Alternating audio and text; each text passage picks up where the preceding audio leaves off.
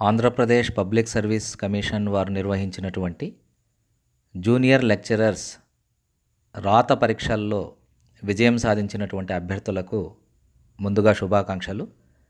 మీరందరూ కూడా ఈ నెల 18వ తేదీ నుంచి ఇంటర్వ్యూ మౌఖిక పరీక్షను ఎదుర్కోబోతున్నారు. దీనికి ఎలా సన్నద్ధం కావాలి అనే అంశాలని నేర్చుకునే ప్రయత్నం చేద్దాం. ఇంటర్వ్యూ అనేది మౌఖిక పరీక్ష. అది ఒక పర్సనాలిటీ పరీక్ష, అంటే మీ వ్యక్తిత్వాన్ని నిర్ధారించేటటువంటి పరీక్ష. ముఖ్యంగా మీకు సబ్జెక్ట్లో ఉన్నటువంటి నాలెడ్జ్ రాత పరీక్షల్లో అంచనా వేయడం జరిగింది కాబట్టి ఈ మౌఖిక పరీక్షలో అంటే ఇంటర్వ్యూలో మీ వ్యక్తిత్వ లక్షణాలని, మీ మూర్తిమత్వాన్ని, ముఖ్యంగా అధ్యాపక వృత్తిలో మీరు ఒదిగిపోవడానికి కావలసినటువంటి గుణగణాలు మీకున్నాయో లేదో అని పరీక్షించడానికే మొదటి ప్రాధాన్యతను ఇంటర్వ్యూయర్స్ ఇస్తారు. కాబట్టి ఈ అంశంలో మీరు కొద్దిగా జాగ్రత్తగా ఉంటే మీకు ఇంటర్వ్యూ అనేది ఒక కేక్ వాక్ లాగా గడిచిపోతుంది. ఇంటర్వ్యూలో మీరు విజయాన్ని తప్పకుండా సాధిస్తారు. ఆ జాగ్రత్తలేవి అనేది మనము పరిశీలిద్దాం. ఇది ఇంతకుముందు నేను చెప్పినట్టుగా పర్సనాలిటీ టెస్ట్, వ్యక్తిత్వ పరీక్ష.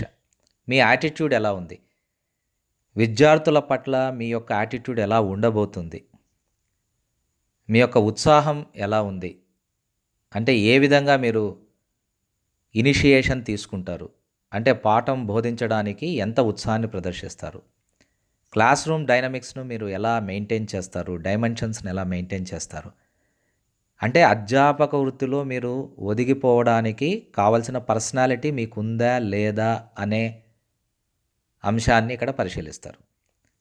Your knowledge is already tested in written test, ఇది ఆల్రెడీ చెప్పాను.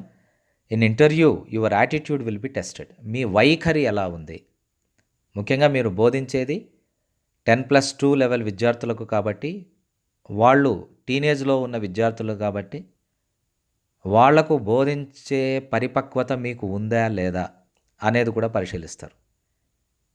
నాలెడ్జ్ అందరికీ ఉంటుందండి. రాత పరీక్షల్లో ఎన్నికైన ప్రతి ఒక్కరికి నాలెడ్జ్ ఉంటుంది. ఆ నాలెడ్జ్ని మీరు పిల్లల కోసం ఉపయోగిస్తున్నారా, ఉపయోగించగలరా అనే అంశాలను చూస్తారు. విద్యా బోధన అంటే మీకున్నటువంటి పరిజ్ఞానాన్ని ప్రదర్శించడం కాదు, మీకున్న పరిజ్ఞానాన్ని విద్యార్థులకు అర్థమయ్యేలా, వారికి చేరువయ్యేలా, వారి మనసుకు హత్తుకునేలా బోధించే టీచింగ్ యాప్టిట్యూడ్ మీకు ఉండాలి. దాన్ని ఇక్కడ పరీక్ష చేయబోతారు. ముఖ్యంగా డ్రెస్ సెన్స్, ఎందుకంటే మీరు ఒక గురుస్థానానికి వెళ్ళబోతున్నారు. అంటే ఒక టీచింగ్ పొజిషన్కి, ఒక అకాడమీషియన్గా మీరు మారబోతున్నారు. అకాడమీషియన్ ఎప్పుడూ ఆదర్శప్రాయంగా ఉండాలి. డ్రెస్ వేసుకునేటప్పుడు, అంటే ఇంటర్వ్యూ రోజు డ్రెస్ మీరు మరీ చాలా ఎబ్బెట్టుగా ఉన్నటువంటి, గాడిగా ఉన్నటువంటి రంగులు వేసుకోకుండా ప్లెయిన్ కలర్ షర్ట్ వేసుకోండి, డార్క్ కలర్ ప్యాంటు వేసుకోండి, ఇన్షర్ట్ ఖచ్చితంగా చేయండి. అండ్ మీరు వేసుకున్నటువంటి డ్రెస్ వాతావరణానికి అనుకూలంగా ఉండాలి కొద్దిగా. ఎందుకంటే మీరు విజయవాడలో ఇంటర్వ్యూ ఎదుర్కోబోతున్నారు. అక్కడ వాతావరణం మొదటే మీరు గూగుల్లో ఎలా ఉంది అనేది చూసి కనుక్కోండి, లేదా మీ మిత్రులకు ఫోన్ చేసి కనుక్కోండి. మరీ సల్టరీగా ఉంటే మీరు ఉక్కపోత కలిగించే డ్రెస్సులను వేసుకోకుండా దానికి తగ్గట్టుగా, ఆ వాతావరణానికి తగ్గట్టుగా డ్రెస్ వేసుకోండి. ఇన్షర్ట్ ఖచ్చితంగా చేయండి, లేదంటే ఇంకా కొన్ని రోజులుంది ప్రాక్టీస్ చేయండి మీకు అలవాటు లేకుంటే. షూస్ వేసుకోండి, వాటికి పాలిష్ చేయండి, బెల్ట్ కూడా వేసుకోండి. మీకు తెలియకనే ఇవి వేసుకుంటే ఆత్మవిశ్వాసం పెరుగుతుంది, మీ నడకలోనే తేడా వస్తుంది. తరువాత your face should reflect your confidence. మీ ముఖంలో ప్రస్ఫుటంగా ఆత్మవిశ్వాసం కనపడాలి. గురువుకు ఉండాల్సినటువంటి లక్షణం ఏమంటే ఆత్మవిశ్వాసం. తన మీద తనకు నమ్మకం లేని గురువు ఒక తరగతి గదిని శాసించలేడు. And avoid sweating yourself. ఇంతకుముందు చెప్పాను, చాలా ఉక్కపోతగా ఉంటే కొద్దిగా దానికి అనుగుణంగా మీకు అక్కడికి వెళ్ళిన వెంటనే మార్నింగ్ క్లైమేట్ చూస్తే అర్థమైపోతుంది. దానికి అనుగుణంగా మీరున్న ప్రదేశం నుంచి డ్రెస్ దానికి అనుగుణంగానే వేసుకొని వెళ్ళండి. Better not to wear any religious marks on your forehead. పెద్ద పెద్ద బొట్టు పెట్టుకోవడం ఇలాంటివన్నీ చేయొద్దండి. భక్తి అనేది ఇండివిజువల్ ఆస్పెక్ట్. మీకున్న భక్తి మీకున్న అభద్రతను తెలియజేసేలా ఉండకూడదు. కాబట్టి మిమ్మల్ని మీరు నమ్ముకొనే వెళ్ళాలి. ఎక్కువ సెంటిమెంటల్గా ఉన్నటువంటి అపియరెన్స్తో మీరు వెళ్ళొద్దండి. Greet all members in the board.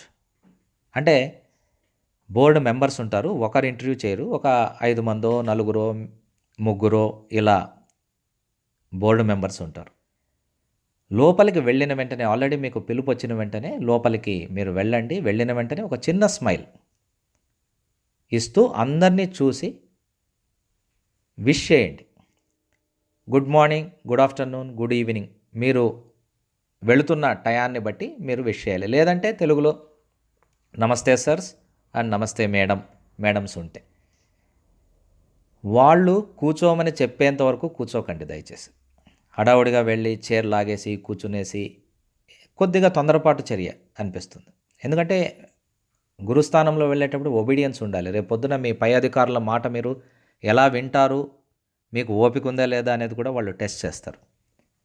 కూర్చోమని చెప్పినప్పుడు పోస్చర్ జాగ్రత్తగా, మరీ టేబుల్ మీద వాలిపోకుండా, మరీ నిటారుగా కూర్చోకుండా లిటిల్ బిట్ కొద్దిగా బెండ్ అయ్యి వినయం కనపడాలి. కానీ అది అతి వినయం స్థాయికి వెళ్ళకూడదు. Sitting posture is very important. I to eye contact with all members. మీరు అంటే చూడడం, ఆ టైమింగ్ని షేర్ చేయండి. అందరినీ చూస్తూ మాట్లాడండి వాళ్ళు ఏదైనా అడిగినప్పుడు. Listen to the question carefully. అంటే eye to eye contact maintain చేయాలి, సిట్టింగ్ పోస్చర్ కరెక్ట్గా ఉండాలి. Listen to question carefully. ఇంకా క్వశ్చన్ కంప్లీట్ కాకనే మీరు మాట్లాడడము, జవాబు ఇవ్వడం మొదలెట్టొద్దండి. Answer should be precise. సంక్షిప్తంగా ఉండాలి మీ జవాబు. ఎందుకంటే ఒకసారి మీ గొయ్యి మీరే తవ్వుకుంటారు ఇంటర్వ్యూస్లో. Do not dig your own grave while answering. ఎందుకంటే మీరు ఒక క్వశ్చన్కి ఆన్సర్ ఇచ్చేటప్పుడు మీకు తెలియని అంశాన్ని స్పృశిస్తే దాని మీద అనుబంధ ప్రశ్న ఉంటుంది. మీకు తెలియని అంశం అయితే అనుబంధ ప్రశ్నకు మీరు జవాబు ఇవ్వలేరు. అలాంటప్పుడు మీకు ఇబ్బంది ఎదురవుతుంది. ఎప్పుడూ కూడా ఒక టీచర్ తను చెప్పబోయే అంశం గురించి అన్ని విషయాలు కూలంకషంగా తెలుసుకొని ఉండాలి కాబట్టి మీరు అనుబంధ ప్రశ్నలకు జవాబు ఇవ్వకుంటే ఒక్కోసారి నెగిటివ్ ఫ్యాక్టర్ కావచ్చు. కాబట్టి make your answer very precise. Avoid controversial answers. Especially science వాళ్ళకైతే పెద్ద సమస్య లేదు, కానీ ఆర్ట్స్ వాళ్ళకి, పొలిటికల్ సైన్స్ వాళ్ళకి, హిస్టరీ వాళ్ళకి ఏవైనా క్వశ్చన్స్ వేసినప్పుడు మీరు వివాదాస్పదంగా మీరు జవాబులు ఇచ్చారనుకోండి, మీకు మార్క్స్ తగ్గే అవకాశం ఉంది. కాబట్టి కాంట్రవర్షియల్ ఆన్సర్స్ దయచేసి ఇవ్వద్దండి. Be ready for demonstration. మీరు అకాడమిషియన్ పొజిషన్కి వెళ్తున్నారు కాబట్టి అక్కడ బోర్డు ఉంటుంది, ఖచ్చితంగా డెమాన్స్ట్రేషన్ ఇవ్వమని వాళ్ళు అడగొచ్చు. కొంతమంది ఇంటర్వ్యూయర్స్ టాపిక్ మీ ఇష్టం, మీకు ఇష్టం వచ్చిన టాపిక్ తీసుకోండి అని చెప్తారు. కొంతమంది టాపిక్ని వాళ్ళే సజెస్ట్ చేస్తారు. రెండిటికి సిద్ధమైపోండి. అండ్ డెమాన్స్ట్రేషన్ చేసేటప్పుడు ఫస్ట్ బ్లాక్ బోర్డ్ అక్కడ ఉంటుంది. Blackboard management is very crucial. Title of the topic రాయండి. తర్వాత లెసన్ ప్లాన్. నేను I'm going to introduce a particular topic now అని చెప్పి ఆ టాపిక్ పేరు రాయండి. మీరు డెమాన్స్ట్రేషన్ చేసేటప్పుడు పూర్తిగా బోర్డు వైపే తిరగొద్దండి. ఇంటర్వ్యూ మెంబర్స్ను కూడా చూస్తూ ఉండాలి. కాబట్టి సైడ్ పోస్చర్, బోర్డు పక్కగా ఒకవైపు బోర్డు కనపడుతుండాలి, ఒకవైపు ఇంటర్వ్యూ మెంబర్సు మీకు కనపడుతుండాలి. ఎందుకంటే రేపు పొద్దున మీరు స్టూడెంట్స్ వైపు చూడకుండా కేవలం బోర్డు మీద బలిలా అంటుకుపోతే స్టూడెంట్స్ని మీరు ఇన్ఫ్లుయెన్స్ చేయలేరు, ఎఫెక్టివ్గా బోధించలేరు. కాబట్టి I to eye contact maintain చేస్తూనే బ్లాక్ బోర్డును కూడా మీరు మేనేజ్ చేయగలగాలి. డయాగ్రామ్స్ వేయండి. డయాగ్రామ్ వేస్తూ లెసన్ చెప్పండి. ఉదాహరణకి జువాలజీ వాళ్ళు డైజెస్టివ్ సిస్టమ్ చెప్పాలనుకోండి, నోటి బొమ్మ, ఆశకుహరం బొమ్మ వేస్తూ, దంతాలు, నాలుక ఇలా వేస్తూ నిదానంగా బొమ్మ వేస్తూ ఎక్స్ప్లెయిన్ చేయాలి. అండ్ ఇంట్రడక్షన్ చెప్పి ఎలాబరేషన్ దాన్ని వివరించి కంక్లూజన్, కొసమెరుపు, ఫినిషింగ్ టచ్ అద్భుతంగా ఉండాలి. ప్లజెంట్గా ఎండ్ చేయాలి. ముఖ్యంగా ఆర్ట్స్ వాళ్ళు ఒక పాజిటివ్ నోట్, ఆశావహ దృక్పథంతోనే ఎండ్ చేయాలి. నిరాశాజనకంగా ఎండ్ చేయకూడదు. And schematic representation of the topic మీరు చివర్లో రాయండి. మీరు బ్లాక్ బోర్డు మొత్తం ఈ విధంగా ఉపయోగించుకుంటే, ఆ బ్లాక్ బోర్డును ఒక స్క్రీన్ షాటో లేదా ఫోటోనో తీసుకుంటే స్టూడెంట్ ఇక మీకు నోట్స్ ఇచ్చే అవసరం కూడా తప్పుతుంది. అంటే మీరు లెసన్ చెప్పిన వెంటనే బ్లాక్ బోర్డు మీద దాని సమ్మరీ ఎలా ఉంది, సమీక్ష ఎలా ఉంది అనేది ఇంటర్వ్యూ మెంబర్కి తెలిసి రావాలి. అంటే they should come to know that you are a very good master, you are an expert in blackboard management. కాబట్టి డెమాన్స్ట్రేషన్ ఇంత సైంటిఫిక్గా నేర్చుకుంటే బెటర్. ప్రాక్టీస్ చేయండి, మాక్ ఇంటర్వ్యూ సెషన్స్ జరుపుకోండి, ఇంకా టైం ఉంది.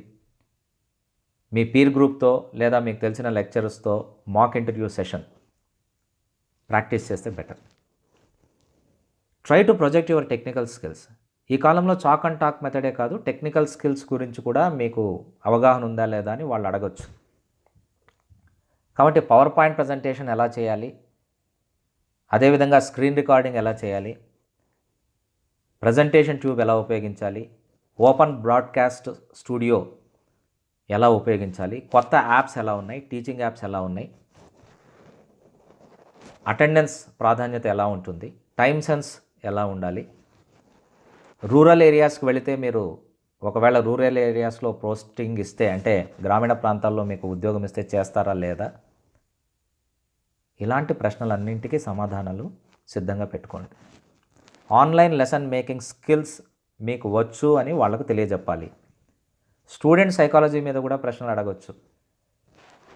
తెలుగు మాధ్యమంలో చెప్పగలరా మీరు, ఆంగ్ల మాధ్యమంలో చెప్పగలరా అంటే రెండిట్లో చెప్పగలను, బైలింగువల్ మెథడ్లో చెప్పగలను సార్ అనే కాన్ఫిడెన్స్ మీరు ప్రదర్శించగలగాలి. మీరు ఇంగ్లీష్ మీడియం బ్యాక్గ్రౌండ్ నుంచి వస్తే చాలా గర్వంగా నాకు ఇంగ్లీష్ మాత్రమే వచ్చు, తెలుగు మాట్లాడలేను అంటే నెగిటివ్ పాయింట్ అవుతుంది. Don't boast your self, only project your positive points. Class room environment మీరు ఎలా మెయింటైన్ చేయగలరో అనేది కూడా వాళ్లకు చెప్పగలగాలి. దీని మీద ఏమైనా ప్రశ్నలు వేస్తే, అంటే స్టూడెంట్ అటెండెన్స్ ఎలా మెయింటైన్ చేయాలి, టీచింగ్ నోట్స్, టీచింగ్ డైరీ ఏమైనా ఎలా ఉంటుంది, మీరు కొద్దిగా కనుక్కొని వెళ్ళండి, తప్పేం లేదు. And significance of your name, మీ పేరు దాని ప్రాధాన్యత అడగొచ్చు.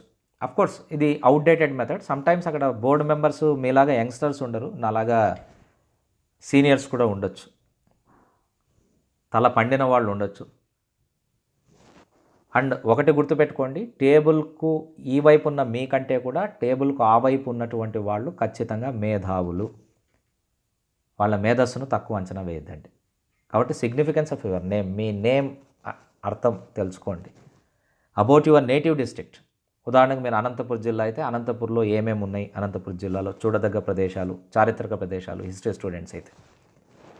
అండ్ పొలిటికల్ సైన్స్ వాళ్ళైతే, పొలిటికల్ సైన్స్ అభ్యర్థులైతే ఎమ్మెల్యే ఎవరు, ఎంపీ ఎవరు, మీ జిల్లా నుంచి ఎంతమంది మంత్రులు ప్రభుత్వంలో ఉన్నారు, ఇలాంటివి కూడా అడిగే అవకాశం ఉంది. ప్రజెంట్ జాబ్, ఇప్పుడు ఉన్నటువంటి ఉద్యోగమేమి, మీరు అప్పటికే ఒక ఉద్యోగంలో ఉండి ఉంటే, ఇప్పుడే ఒక ఉద్యోగం చేస్తూ ఉంటే ఆ ఉద్యోగం గురించి అడుగుతారు. ఆ ఉద్యోగం వల్ల నేను ఫ్రస్ట్రేట్ అయిపోయాను అందుకని దీనికి వస్తున్నాను అని చెప్పొద్దండి దయచేసి. ఒక ఉద్యోగంలో ఉండే ఫ్రస్ట్రేట్ అయితే ప్రతి ఉద్యోగంలో కూడా మీకు వచ్చేది ఫ్రస్ట్రేషనే. కాబట్టి డోంట్ హైలైట్ సచ్ థింగ్స్. చెప్పండి నాకు టీచింగ్ ఇష్టం, teaching is a passion for me. మీలో చాలామంది గ్రామ సచివాలయానికి సెలెక్ట్ అయిన అభ్యర్థులు ఉంటారు, లేదా గ్రామ సచివాలయంలో పనిచేస్తున్న అభ్యర్థులు ఉంటారు.